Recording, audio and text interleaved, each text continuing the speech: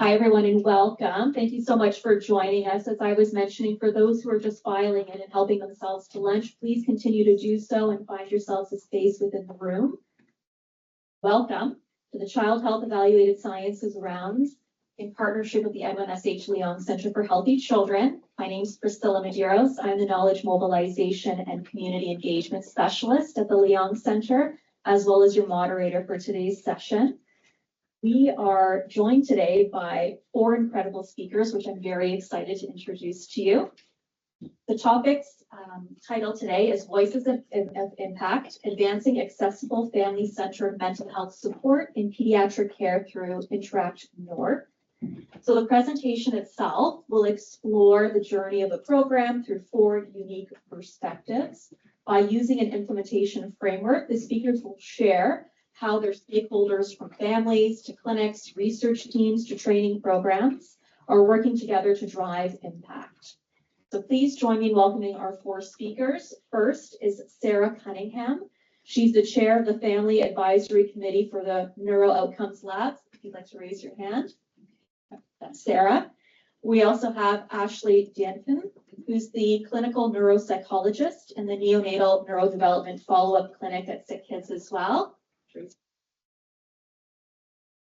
Our third speaker from the team is Rifki Green, who's a clinical neuropsychologist and postdoctoral fellow in the NeuroOutcomes Lab.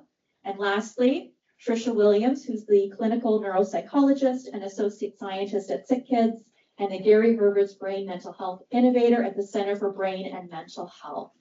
Without ado, I'm going to pass it over to our speakers so that they can get the presentation started. I ask that you keep questions until the end, and we'll have a moderated discussion afterwards. Thank you so much, Priscilla. Thank you so much to everyone for joining and for this generous invitation to be with you today. I'm Trish Williams, and I'm going to just kick us off before we enter into the 4 different panel discussions. So today we're here to talk about Interact-North. I thought I'd just briefly share what it is, what we're here to listen about today. Interact-North is an evidence-based virtual parenting intervention. It is designed with and for children with early brain injury and complex medical conditions that can impact brain development and, importantly, family relationships from the earliest days. I'm very excited to be here to share our journey because it has been the kind of story of a little program that could, and it really is thanks to the generosity of funders like Leong that saw potential in this program. I would also like to take a moment by acknowledging the land on which SickKids operates. For thousands of years, it has been the traditional land of the Huron-Wendat and the Petun First Nations, the Seneca, and most recently, the Mississaugas of the Credit River. Today, Toronto is home to Indigenous peoples from across Turtle Island. SickKids is committed to working towards new relationships that include First Nations, Inuit, and Métis people, and is grateful for the opportunity to share this land in caring for children and their families. I also want to disclose that this research program that we have developed and the clinical services that has provided has been entirely supported by grant funding. And I put the Leong Center in big bold because we would not be here if it wasn't for the generosity of Leong, particularly during the COVID-19 pandemic. More importantly, I want to disclose the amazing impact and the incredible force of the individuals shown here. They are my mentors, they are my co-investigators, our family advisors, our trainees. All of these individuals have made this program and gotten it where it is today. Not shown here, though, are the many participants and the families that have been part of this journey, whether it be in terms of the inspiration for this work in our initial participants that participated in our studies, or the families that engaged in co-design to build the Interact-North platform. Although they're not shown here, I sincerely hope that our work and through these voices, we do these stories justice. So we've divided the talk into 4 sections. You're going to hear from Sarah Cunningham, who will share the perspectives of families in shaping accessible and tailored mental health support. I have the pleasure of reviewing the research background and the evolution of the Interact-North program.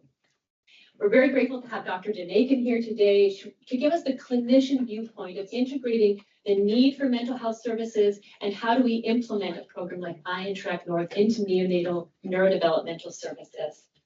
And finally, we have Dr. Rivki Green, who has been with us since the beginning and really is a leader in the training initiatives of the next generation of Interact-North therapists. So without ado, I'm going to pass the mic to Sarah Cunningham, a fantastic collaborator, our family advisor chair. She's also a special education expert and teacher within the field of children's PTD. Yeah, I couldn't say that. And she's going to share her perspective today. So please join me in welcoming Sarah. Thank you. Introduction rounds, and thank you so much everybody for having me today. I am here to share our journey as a family of a child with a neonatal brain injury. And so I'm going to start by sharing our journey. So this is our daughter. Our journey started on January 3rd, 2012 at 12:06 a.m. Piper was born. And at 2:45 that same day, she was rushed to SickKids NICU with a diagnosis of a neonatal brain injury or HIE. We spent the first 9 days of Piper's life in the NICU, and as first-time parents, you can imagine it was quite a challenge for us. And after 9 days, we were able to bring home our baby girl with petrified first-time parents, a diagnosis of a severe brain injury, and a pretty poor prognosis at the time.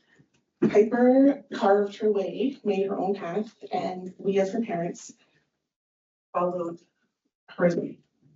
And so 13 years later, here we are today with a diagnosis of epilepsy and some learning disabilities. Piper is our superstar.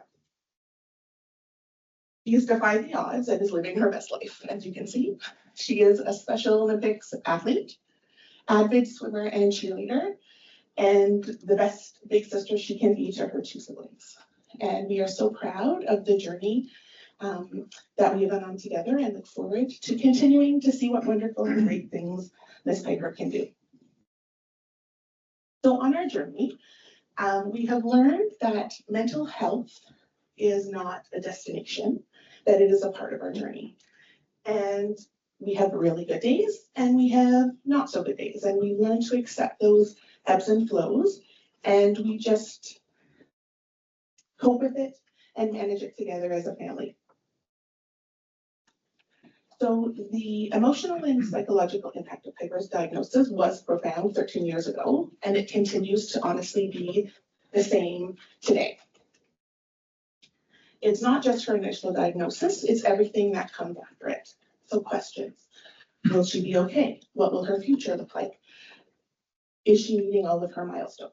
So these are all questions that even 13 years later, that we still know that she's doing well and that she's developing, there's still questions that we continue to have to this day.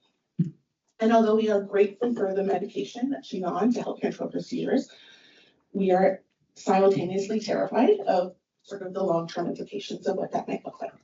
So although it's been a journey of 13 years, it continues to be one of questions and uncertainty. And now that Piper is 13, she's becoming more aware of her diagnosis and maybe some of the limitations that provides her.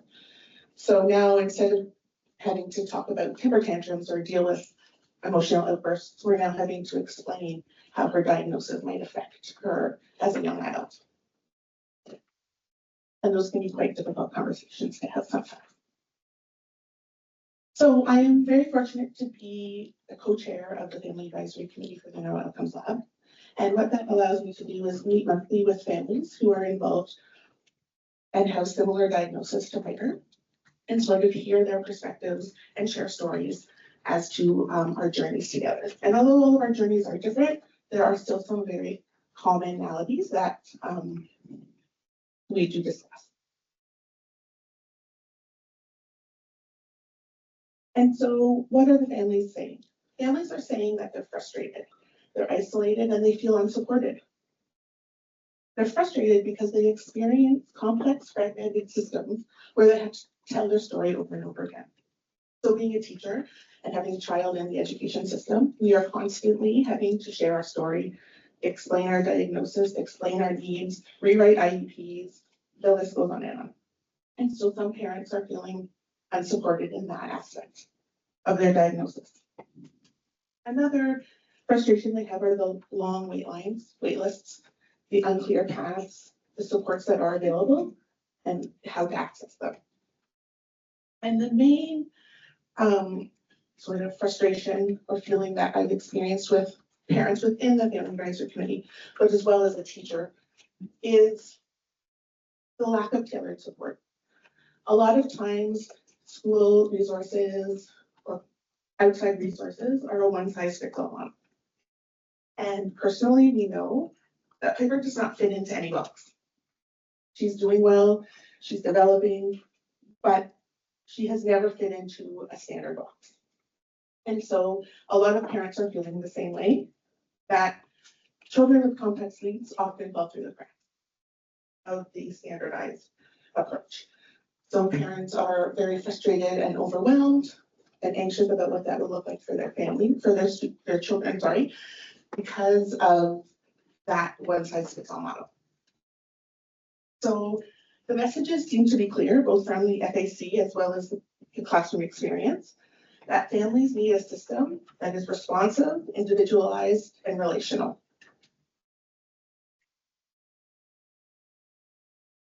So we've also learned over time that the medical and psychological support available to Piper doesn't just benefit Piper, it benefits us as her family as well.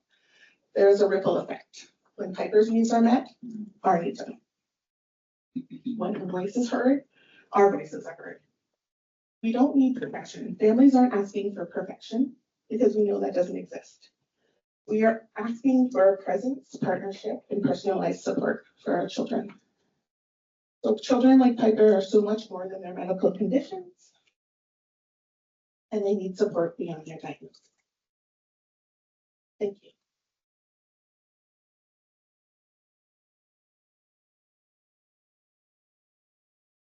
Thank you, Sarah. I always feel like we should just end there and go home with that lasting message. I have the privilege, though, of taking up this message and sharing with you how our group has responded to these families and their kids' needs beyond their medical diagnoses.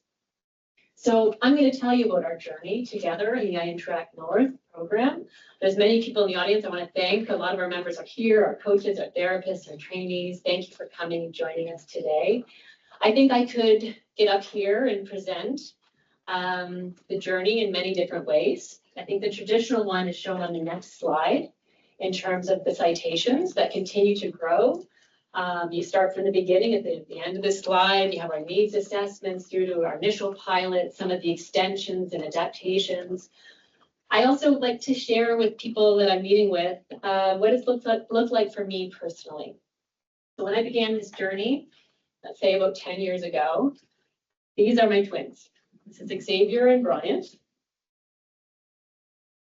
And this is Beth, not long ago. So just like raising a family, raising the Interact-North program has come with a lot of uncertainty, a lot of stress and sleepless nights, but a lot of joy. So today you're going to learn the voices that inspired this work, where we have been, where we are now, and where we hope to go. So in the beginning, we looked to data we had at our own institution as well as others, and we established that children that we saw with early brain injury, congenital conditions, were at risk, 1 in 2 of them, of developing 1 or more mental health or neurodevelopmental disorders into their school age. Those of you who know me, I'm a neuropsychologist. I practice in neonatal neuropsychology and see a lot of different conditions and often the comorbid mental health concerns. And in our literature and across, really, you can see time and time again, this identified transdiagnostic need. What I also see, the clinicians in the audience know what these kids look like in the families. They come into your clinic, they're here for an assessment, they want answers, but they also want solutions. You see the kids, I see some of our fantastic psychometrists in the audience. You know what they look like. they're running around, they're maybe having some trouble controlling their behavior or their emotions. Then you look at the parents. They're exhausted, they're stressed out, and they don't know what to do next. So the next step of our work was to establish, what pathways do they have? We saw that less than 10% of our cohort at SickKids were receiving any formal mental health support for their kids or the caregivers during the critical years between 3 and 9, which we know investment in interventions in those years can really offset long-term mental health consequences, but also the toll it can take on families. In our first foray into participatory action research, we worked with families to develop a mental health survey that would really focus on their priorities in understanding mental health, but also their needs. This was published by Shruti Vyas, who at the time was a master's student. She's now a PhD at TMU. What we saw is that families want to prioritize those social and emotional well-being of their kids. I want my kid to have friends. I want them to be able to attend school. Parents also want to be the champions of this change. They want to build their own confidence and their own skills so they can be an active part of the therapeutic element we know can happen in the parent-child relationship. And uniquely, families are looking for psychoeducation. They want understanding of how much of this relates to my child's medical condition and how much of this maybe is just maybe something that maybe I can start to react and to support in my home. Now, this work was done prior to the pandemic, so what gets in the way, these barriers actually sadly still exist today. And namely, they boil down to time and resources in adding another medical appointment or mental health appointment to an already busy family. And also, parents spoke about the lack of fit. Even those rare families that could navigate wait lists and exclusion criteria to get to maybe a community-based mental health support system, they talked about clinicians or the program itself wasn't sensitive to the understanding of how brain injury might be a part of this or medical condition might be part of this, but also the lived experience for this parent and the relationship with that child. So we looked at the literature. At this time, we had very, very limited resources, not that we have lots today, but we were looking to something we might be able to try here at SickKids. And we found the work of Dr. Sherry Wade. Those of you who don't know Sherry, she is a leader in telepsychological interventions for families that predates the pandemic. When she was originally doing this program, which I'll say at once what Interact stands for, internet-based, interacting together, recovery every day after childhood traumatic brain injury. And she recently published a multi-site randomized controlled trial showing that the program could decrease child behavior concerns. She generously allowed us to pilot this original program, which if people remember, it was done by Skype actually in the original trial. And we transitioned to our own pilot here with our very first grant funding for this work. And this publication was led by Brittany Burrick. At the time, she was a PhD student in the lab and a coach. She's now at Kenora Community Center. And she showed in our small little trial that there was strong feasibility and adherence, high program satisfaction and acceptability, some key suggestions to improve our website, but importantly, improvements in those skills that families were looking to develop. Then, thanks to the leadership of Megan Ford, who at the time was our amazing research coordinator, she's out now at Queen's, we built the Interact-North program that exists today. The main changes really were to make it transdiagnostic so that families could see their own unique voices in that and not necessarily the older terminology related to maybe traumatic brain injury, which focuses on a lot of changes, which for our families with congenital or early experiences can't identify with. We also added specificity for both the program, but also for our coaches in our training in terms of understanding different but overlapping conditions.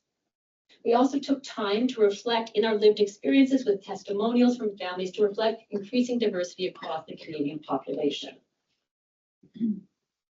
How the program is delivered, we have online modules, and the new module Interact-North lives on about kids' health, and it's coupled with coaching sessions.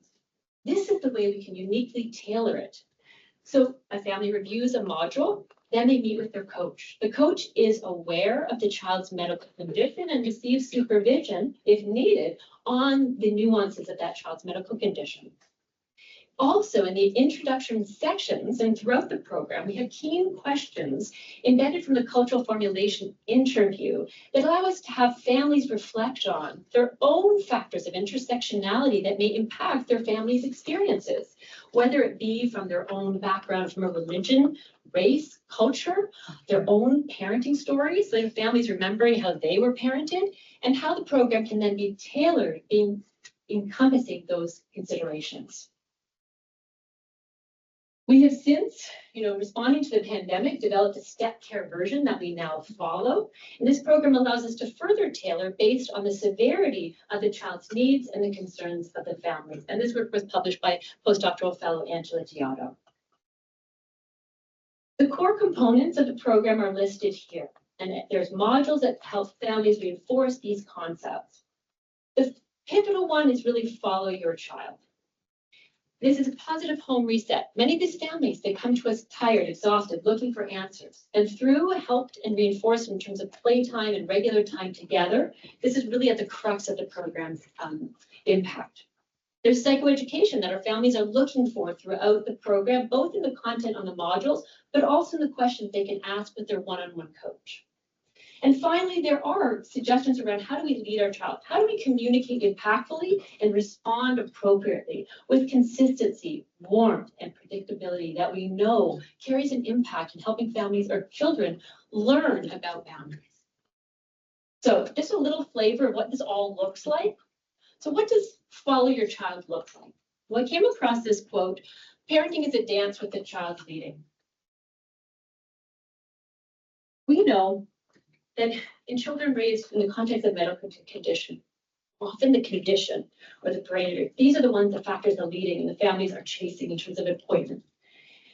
Often the time for play can also be inundated from a family's, very good intended using play for teaching. Now play is for teaching, but children really benefit from protected time to just be kids. I think that's one of our SickKids model, let kids be kids, let family be families. And this really normalizes, and let's be honest, some parents come to us and they don't know necessarily how to play with their kid. How do I actually follow what my kid is doing? And so what we use, and is across many of the positive parenting programs, uses pride. P, label praises. How do we tell our kids what we want to see more of? Repetition is the R. It's like repeating what the kid is saying, right? And this is known in the language world too, to improve language. Imitate, just play along. Don't try to outperform your kid and do the taller structure or something. Really just so the kid has the feeling that they have your undivided attention. The D is describing what their kid is doing, and E is enthusiasm.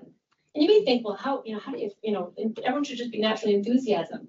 I honestly think parenting is the hardest job in the world, and you layer on all the complexities of the kids that we have the privilege of working with. So it is helpful for families to sort of learn about how do they convey enthusiasm so their child can respond. And we don't just give a handout. This is actually embedded in our coaching. We actually get to see kids play with their parents in the session and give the parent the positive reinforcement that they're looking for and suggestions on how they might be able to adapt some of their structures, maybe reduce all the questions that we're tempted to ask our kids. What does caring communication look like? This is like, okay, let's boil it down. I actually read some stats, and I don't know if it was in social media, but the kids are faced with like 60 to 70 things to do a day. Like we ask our kids to do that. Really thinking, especially for kids who might be in the years of saying no, pushing back, maybe, parents have been a bit more permissive. How do we actually build in consistency in how we talk to our kids and giving direct positive things that they can do, really simplifying, maybe reducing some of the demands. And I think what's key, and you may see it in anyone that emails with me, follow up. If you get told to do something and the child does it, well, make sure you give them I'm so glad you did that. So people who get my email, I might say, thank you for responding so quickly. I really appreciate that, right? Kids need to know that this is a value for them. And finally, what are strategies that can be embedded for the family's unique circumstances to set their kid and their family up for success? This may involve like, restructuring the home in some ways, thinking before you go out into the community, thinking about situations for our children who might be more prone to be overstimulated, and then having clear exit plans. So it's not a, like, oh my goodness, and a stressful time. So the family can model, the parents, the caregivers can model that, that calmness, that they have a plan, that they are in control. And finally, building a positive momentum, or activities that sometimes our kids are going to do for neurodevelopmental reasons may be challenging. So how do we set them up and maybe start with something easier? To date in the program, and this has been updated actually even as of last week, I'm always so excited to see these new numbers. 600 families have been offered the program since 2019. We've got an amazing administrative team. Many of them are here today, who can reach out to the families within days and set them up with one of our coaches. Dr. Green is going to talk about the impact on the early career, but we've trained 32 individuals that even though that some have graduated from the program and gone to other opportunities, we can think of the impact that they've had in learning this program. You tested outside of SickKids walls. And as of last week, we're almost at 1,400 sessions being delivered. Now, because we purposely chose a virtual program to reduce one barrier to mental health, we've actually been able to learn from and include the experience of increasing diversity of families across our province. And this 2,000, families up to 2,000 kilometers away from SickKids. We've also embedded equity, diversity, and inclusive training at the outset for all of our therapists. And I'm sorry she's not able to come today, but Dr. Natalie Tesfaye has been an incredible contributor to this work. And in our sessions with our new coaches, we review the journey between cultural awareness and the ongoing commitment towards how do we embed principles of cultural humility within this work.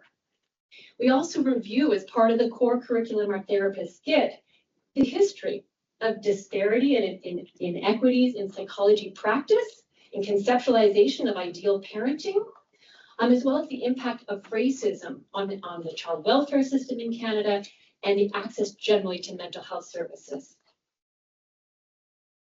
In addition to those questions where we acknowledge and appreciate differences in parents and parents' own unique experiences, we also have flexible virtual scheduling. I'm very proud to say I think up to 70% of our sessions are offered evenings, weekends. Getting around another barrier to care. We're very grateful to the Family Advisory Committee, who's often reviewed the content of the different modules and offered valuable criticism and suggestions for making more inclusive language and experiences across things like caregiver, pronouns, thinking about home values versus the old or house rules. And then, of course, like this effort needs to also incorporate other aspects of intersectionality, such as neurodiversity, and understanding we're not using this program to make kids more neurotypical. We're using these programs to promote parent-child relationships and embrace and celebrate these differences. Because of the flexible nature of the program and the tailoring that's offered through the coaching sessions, the clinical diversity of our patients continues to grow. And as probably everyone knows in this audience, a child can never usually be defined by one diagnosis. In the last year, we've moved this into implementation space thanks to collaborators like Dr. Danguecan in Neonatal Neurodevelopmental Follow-up and others, and we continue to show the program's impact on behavioral ratings, improvements in parent mental health. And I think the last one is to me the most important one to think about is the parents' own identified goals as conceptualized as top problems and the reductions that families are reporting that participating in this program, the support it provides allows them to tackle the goals that were important to that family. We've also illustrated that the program's reach or lasting effect can go up to 12 months, thanks to Carly Goodman, who's another therapist in our lab and a PhD student at York. And most importantly, I think what continues to excite us through all this uncertainty and all the sleepless nights are the voices of the families that we hear time and time again, that this program has been meaningful in their lives and moved their family towards different, more peaceful, more calm, and closer relationships. And I think the quote I like to read in this, because it does propel us in our next steps, are the only regret I have is that this program wasn't offered to me earlier. So with that, I would like to invite my esteemed collaborator, Dr. Ashley Danguecan, to join us in reflecting on the clinician voice in her work together. Thank you.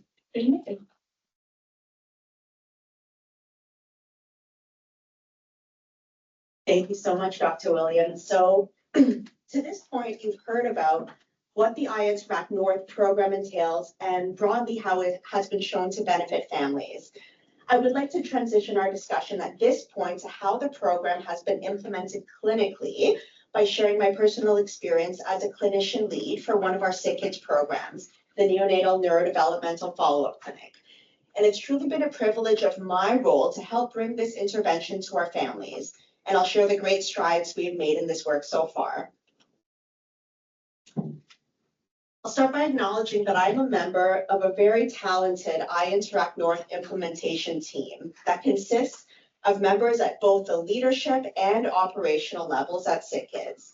Each member was selected purposefully to represent the knowledge and practice of the Interact-North program, the landscape of the neurosciences and mental health from clinical research and operational landscapes, implementation science expertise, and anti-racist and EDI initiatives at SickKids. And together we've collaborated on an implementation project to bring Interact-North into clinical care for developmentally at-risk children and their families across several clinics, including neonatal neurodevelopmental follow-up, cardiology, neurology, psychiatry, and genetics. To do this, we've been guided by the implementation roadmap developed by Dr. Melanie Barwick, who is both a leading implementation scientist and member of our implementation team. The roadmap, as shown here, evaluates and integrates parents, clinician, and EDI stakeholder perspectives and needs through several phases. Briefly, in phase 1, the team explores how Interact-North can meet a given clinic's needs to develop a tailored clinical service pathway in phase 2. In phase 3, we evaluate the initial implementation and then monitor progress in phase 4 using ongoing collaboration and consultation to support long-term sustainability of clinical implementation. I would now like to share how implementation has unfolded within the SickKids Neonatal Neurodevelopmental Follow-Up Clinic to illustrate this process and the impact of patient care that I've observed so far. So when considering clinic-specific implementation, it's important to understand the specific services already provided by the clinic and how a program like Interact-North can fit within existing services and how it can address important gaps in care. The Neonatal Follow-Up Clinic provides comprehensive developmental assessment up to age 3 years for children previously treated in our neonatal intensive care unit or cardiac critical care unit. We follow medically complex neonates with such diagnoses as preterm birth, hypoxic ischemic encephalopathy, stroke, abnormal abdominal wall defects, amongst others. And our primary goal is to provide comprehensive neurodevelopmental assessment so that we can provide tailored education and referrals for early intervention to address identified delays and promote optimal development. As well, we support parent mental health through routine screening, individual and loop support, as well as resource navigation. And collectively, through these services, we strive to promote child and family strengths using an inclusive and trauma-informed approach to care. However, prior to implementation of Interact-North, we struggled to address child behavior concerns beyond a brief in-clinic consultation, which was inadequate for many of our families. Many of our children with early medical complexity have had early prolonged periods of hospitalization, evidence of brain injury, or other ongoing medical needs, all of which have profound impacts on development, parenting, and socialization experiences. And understandably, these can lead to challenges with child behavior and family stress. In some cases, even when the children we follow score well on developmental assessments of their cognitive, language, and motor outcomes, behavior concerns arise as a top priority for many of our families, as these challenges can interfere with participation in interventions and overall family functioning. However, before implementation of Interact-North, options for timely hospital or community intervention were extremely minimal or non-existent. And this is why Interact-North has been so valuable for our families. To address readiness for Interact-North, as part of the early implementation process, 44 clinicians across neurology, psychiatry, neonatal follow-up, psychology, social work, and executive leadership completed a checklist to assess organizational readiness. And impressively, 100% of those surveyed reported that Interact-North meets the needs of their patients. So I'll share some quotes to reflect this high level of acceptability, as this really, really supports implementation. Dr. Jakob Forsman, a clinical leader in the Department of Psychiatry, said that Interact-North is a very strong program with great potential to improve healthcare access across disciplines. Tanya Laser, a registered social worker in pediatric medicine, said that Interact-North will really benefit some families that we've not been able to refer to responsive programming like this in the past. And I've also commented that prior to Interact-North, we were unable to refer our own patients for timely behavior interventions with practitioners with appropriate expertise in complex medical populations. And Dr. Williams also commented on this earlier in our presentation. So the neonatal follow-up clinic at SickKids was the first program in the hospital to participate in clinical implementation of Interact-North. After identifying the high need for intervention within our population in the context of strong clinician support for feasibility, the Interact-North and neonatal follow-up teams worked together to develop a clinical referral pathway. And in doing so, our frontline clinical staff received information training on the intervention so that they felt confident in speaking with families. To support initial implementation, there was continuous feedback between myself as the clinical implementation lead and the Interact-North team. Together, we acted on strategies to improve referral rates over time. This included creating posters in the top languages used in our clinic, as well as changing the referral pathways to allow me to send referrals directly after consulting with families, as opposed to having referrals come from physician colleagues. And after 12 months of clinical implementation, we had a meeting with neonatal follow-up leadership and the Interact-North team to review success to date and how to further refine and reach out to families that initially showed interest, but that were very challenging to reach.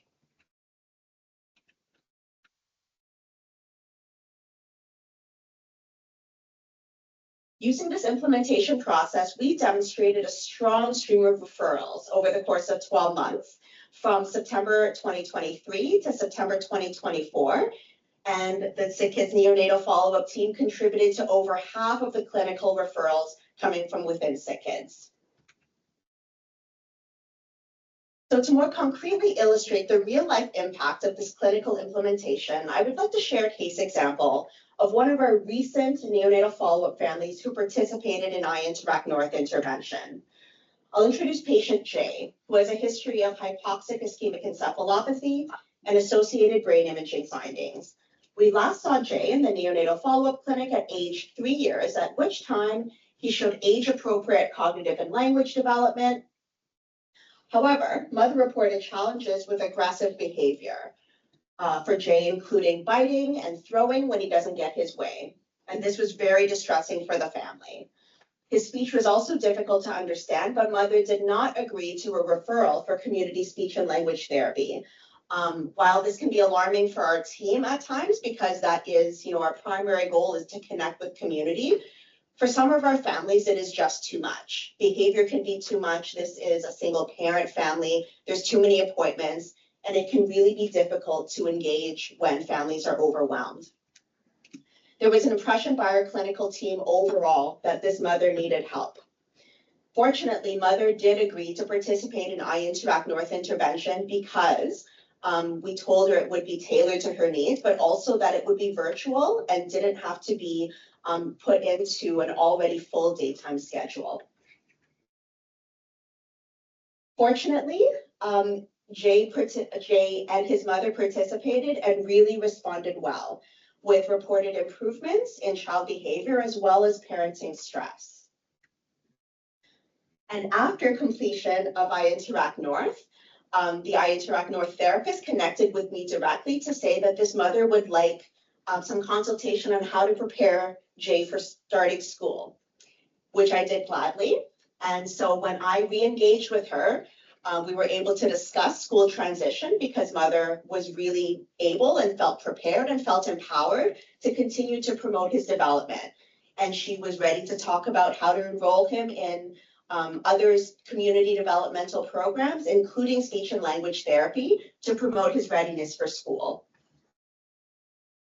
Mother was also commenting on her own readiness to pursue her own mental health support.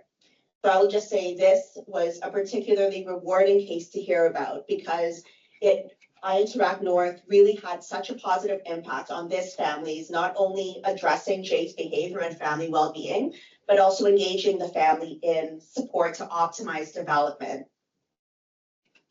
And now I'll introduce my colleague, Dr. Rivki Green, to share her perspective as a lead Interact-North therapist.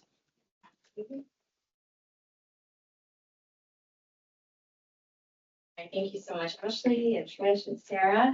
And I'll wrap it up today. So I'm going to share my experience based on my opportunity to first train as a therapist in the program, and then to date being able to train others in the program as well. So my perspective began back in 2018, where I first met Dr. Williams, and I was doing an assessment practicum with her in neonatal neuropsychology. And when I was there working with the families, working with the kids that we see, I began to fully appreciate the extent to which parents would come in with real concerns around their child's behavior, around their parenting strategies, around the way they understood their child's behavior and how that might be related to their brain injury. And, through discussions with Dr. Williams and others, really understood that there was this gap in intervention services as it pertains specifically to what families needed. And when I wanted to receive this training as a trainee early on in my PhD, looking around at different opportunities in the GTA, there wasn't something very specific to a neurorehabilitation program specific for pediatric populations. And what we learned over the years is that I wasn't alone in not being able to find this type of training and wanting to have the experience of being able to offer this service. And so when we have done trainings and we've asked therapists about what their goals are and what they want to be able to do with their careers, we have learned that there is a need for neuropsychologically informed pediatric interventions, programs that are family-centered, programs that are transdiagnostic, so you can do it with a certain population, but then be able to offer that if you leave the hospital or go work with another population. Programs that are evidence-based that we know will work and that are accessible, that have that virtual format and maybe evening hours that parents can be able to access. And so I'll just read one quote here from one of our trainees, that they wanted to be able to adapt positive parenting principles. Maybe they had this experience and behavioral management, but specifically for families of children with brain injury and neurodevelopmental disorders, along with parent coaching, specifically through a virtual format, which we know is different than doing something in person. So I wanted to highlight the trainings that we've had to date at SickKids. So beginning in 2018 with the N of 1 with Dr. Williams in Cincinnati when she trained with Dr. Wade. I was part of the 2019 cohort. And then since then, we've offered the training at various times over the past few years. And because we were an online format with a lot of online infrastructure in place, we were readily able to adapt to the COVID-19 pandemic, not putting a pause in training, but continuing to offer training virtually, and then the therapist to be able to offer that virtually, as there, of course, was a high need during the pandemic. My animation didn't work, but the stick figures that you see is something that we're very proud of, that these are therapists that are still with us delivering the program since 2018. So you can see how many have stayed, but also how many have taken their work outside the hospital as well. Our most recent training in 2025, this is a photo, you can see two photos, one from our in-person cohort on the left, and then the other one includes our trainees from Alberta Children's. So we were able to train the program to 4 neuropsychologists, neuropsychology trainees to be able for them to offer the program at their hospital as well. And so what I'll share is our most newly developed model, as our training model is iterative. So we learn based on the feedback from our trainees to fully enhance and refine our model, as well as from feedback from our family advisory committee, like Sarah and others, who tell us what they want in their intervention. Like, what do they want their therapist to do more of, do less of, ask differently. So we're constantly refining it and updating the training. But briefly, the model as it stands now is that we have a preparation phase where we're able to offer those online modules that you heard about ahead of time, so the trainer can come in with a certain amount of knowledge about the program. There is then a 2-day in-person workshop where we have different content delivery, as well as a high didactic, hands-on type of training where we can, the therapist gets an opportunity to feel like what it's like for the parent to play, and then the opportunity for what it feels like to be the coach to play. So a lot of playtime happens, a lot of toys. We have ongoing coding training to code those pride skills that you heard about, so that we can see whether or not these skills are improving over time. Then the trainee has the opportunity to shadow a whole case by being part of the sessions online, to watch the therapist lead a case. And then that trainer observes the therapist for their first case from start to finish. So you really have this hands-on training in vivo happening. And then we have ongoing group supervision where we meet as a group, or we have a big group now, about 20 of us, meet bi-weekly for about 90 minutes virtually to discuss tricky cases, give each other advice, and ongoing fidelity checks. So after a session, you'll complete what you did, and that will be monitored as well. So we wanted to make sure that our training model actually works. So what we do is we pre-post training questionnaires to see if confidence, competency, knowledge increases over time. We make sure that fidelity is being met, and as well as we assess the ongoing acceptability of supervision to make sure that that's meeting trainees' goals in terms of continuing to provide training. So the first results that I will present is the trainee acceptability, which was rated as highly favorable overall, high relevancy to their clinical work, and the biggest strength being the experiential nature. So you can see a photo from the playing. And I'll just read one quote. I found most trainers to have a supportive and constructive approach, and I left each of those training sessions more confident and clear on the skills needed. It was great to have the senior therapists available for practicing, presenting the session, sharing their tips, and answering our questions from experience. In terms of the pre-post training results, we found that ratings of self-reported competency and confidence in delivering the program significantly improved following training. There is a high accuracy of post-knowledge questionnaires, 97% correct. High fidelity, so 84% fidelity and above on program delivery in therapist's first case, which was measured by the trainers, and as well as calculated across the first 12 months of doing the program. Lastly, participants reported a strong focus and high value of both individuals, so their one-on-one trainer supervision, as well as group supervision.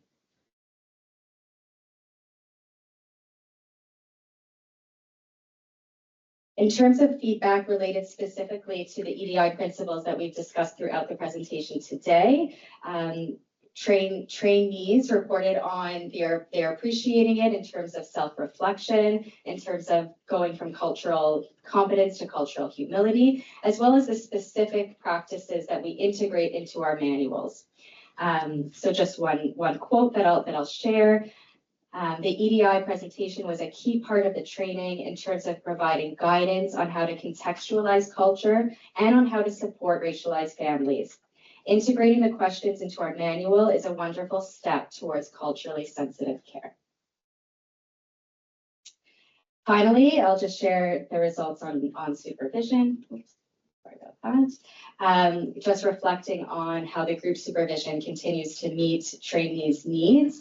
And because every family is different and it is a transdiagnostic program, being able to have the experience from other trainers that might have had that specific family and had a specific type of behavioral challenge has been very helpful. So I'll just conclude with that we, based on our trainings that we've had to date in the province, as well as now expanding towards Alberta, SickKids has this opportunity to become a center of excellence, to drive innovation, expand the reach of the services being offered to these families, knowledge translation, and promote access to families who need this program in an evidence-based way and incorporating the family dynamic across Canada. And I know Dr. Williams began with this. We'd like to thank our co-investigators who have been part of this, our therapists, many of whom are in the room. Our family advisory committee is the photo at the bottom there, led by Sarah, as well as many family voices that we've had throughout over the years. And I want to thank everybody who's joined us here today to learn a little bit more about our project. Thank you.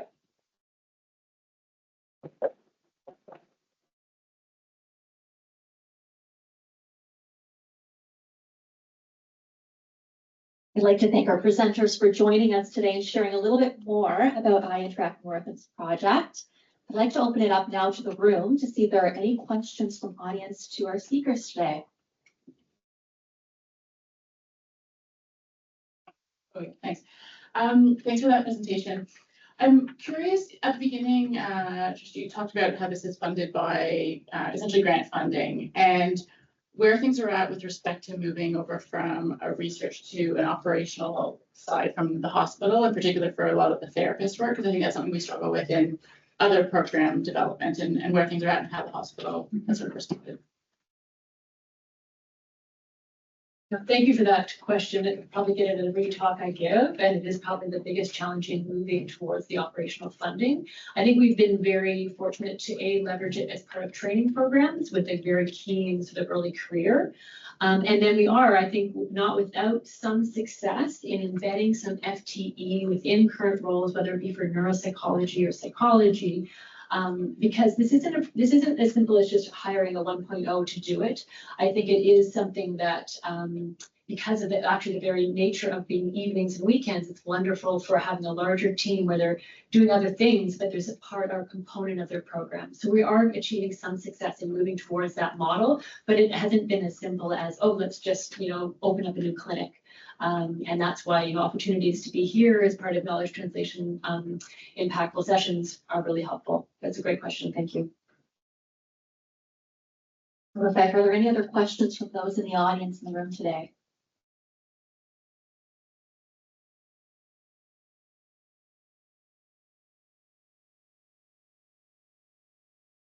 Thank you for your presentation. I'm curious what sort of barriers or challenges you encountered along the way and how you've modified the program accordingly.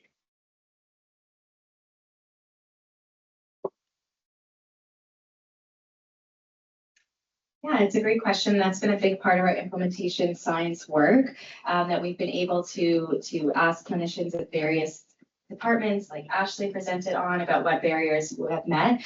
At the beginning, one of the barriers was around how it was, at first a research study, and not much was actually documented in the EPIC chart. So clinicians weren't aware of first how to send referrals, how to see whether their family met with the therapist, how to see how they did in the program. So something that we were able to do over the last year or so was have a specific button in EPIC to send a referral directly to Interact-North, to document session notes, and to be able to address that type of barrier.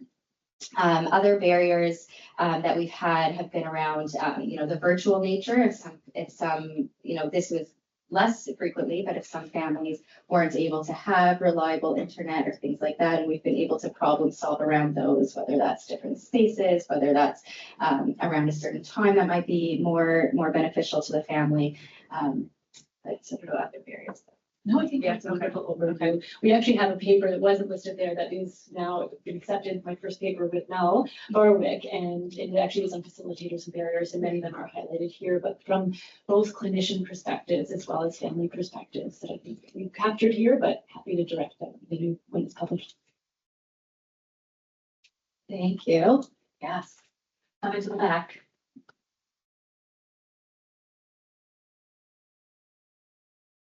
Thank you for such a lovely presentation, and this is such an incredible example of precision child health at SickKids, how it's so tailored. And I'm just curious to know, how Interact is growing, What are you most excited about in the next like 5 to 10 years? What are the next steps that you're looking forward to for this program?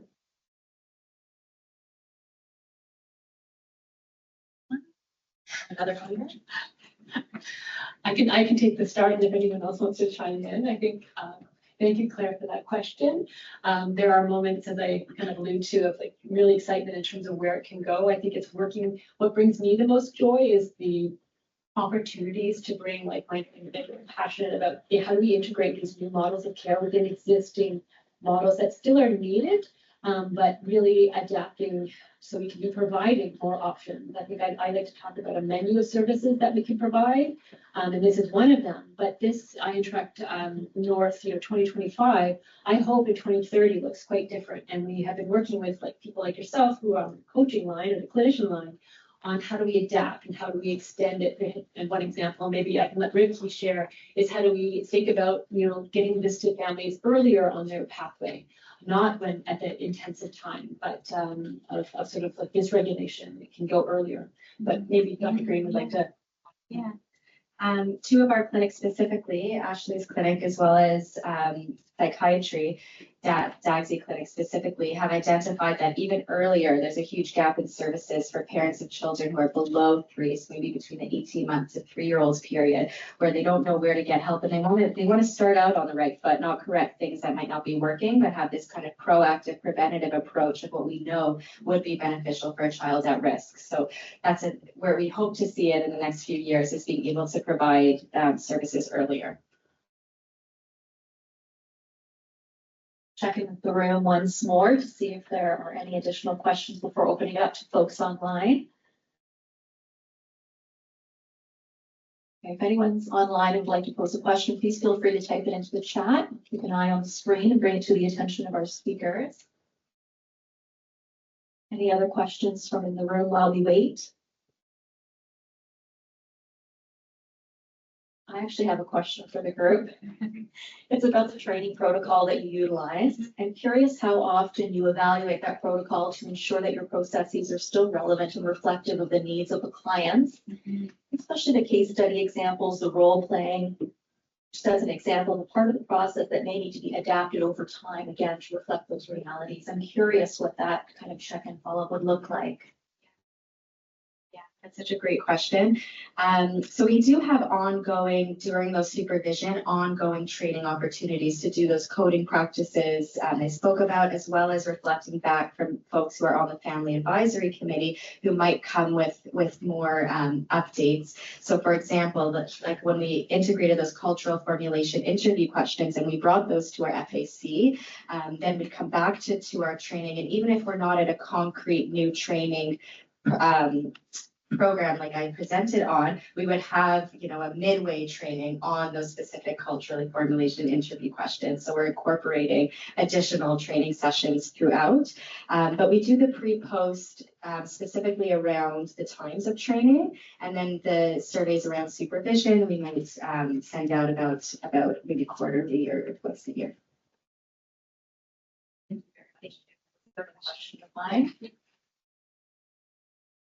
Can you talk a little bit more about the interaction with the FAC? Like how frequent is it? And kind of those kind of things, like how does it act? How many people do you have? That kind of thing. Thank you for your question. So the FAC meets monthly for an hour at a time. And I believe we're up to, was it 20 families that we have currently right now? And so we do have a lot of families that have been with us for many years, as well as we're always welcoming new families as well to join. Thanks very much. That was an excellent question. I don't see any questions in the chat for those online. I'll do one final sweep of the room to see if we have one final burning question for our presenters.